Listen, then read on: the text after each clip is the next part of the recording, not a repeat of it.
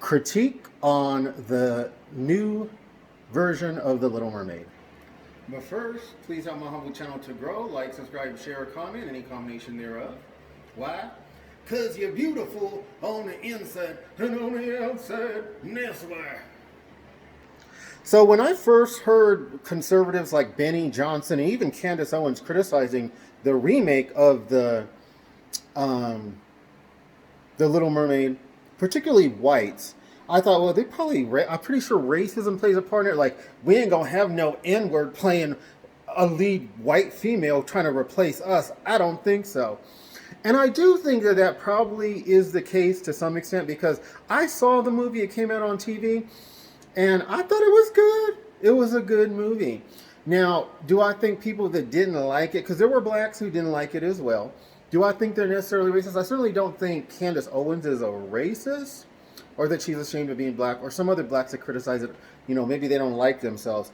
I don't think that's the case, because I could see why, although I think with some whites it probably was racism, because not only was Ariel black, but the queen of, like, the people world, right, versus the undersea world with all the mermaids and whatnot, she was black.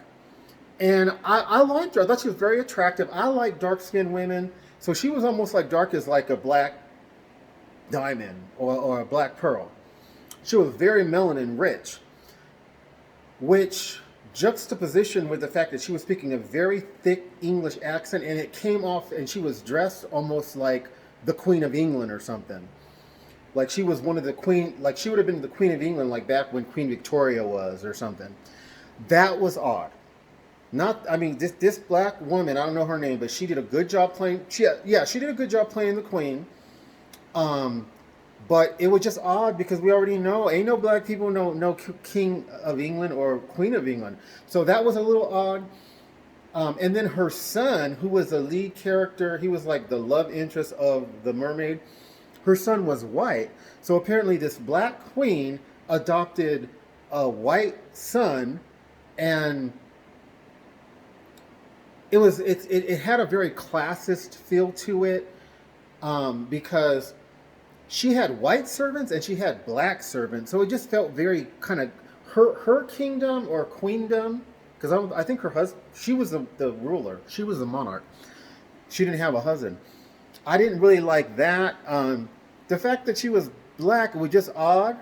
Ariel's father was white, or the guy who played her father wasn't white, but he was like, I don't know, like Latino or something, Spanish. He could have almost passed for white.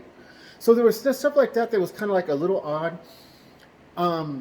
You had the human world where it was more like real TV, and then you had the underworld, which is more like, it's CGI obviously, but it's more like how they make cartoons today, where they use computers to make them. And the difference between Ariel in each world kind of looked weird.